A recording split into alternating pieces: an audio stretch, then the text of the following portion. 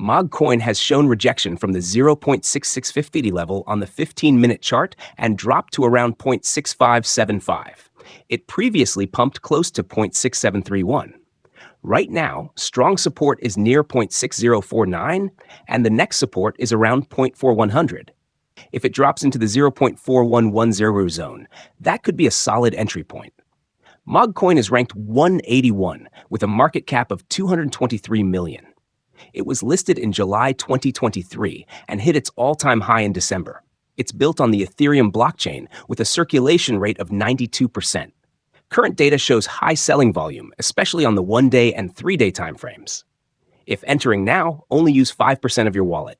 Suggested buy zones are 0.6043 and 0.6035, using 2% or 3% per entry. Holding time should be 3 to 4 months. You can buy in spot or use 5x to 7x leverage in futures. Take profit targets are at 0.5400 and 0.5200. Set a stop loss around 0.5270. Enter in intervals and book profit in parts for better risk management.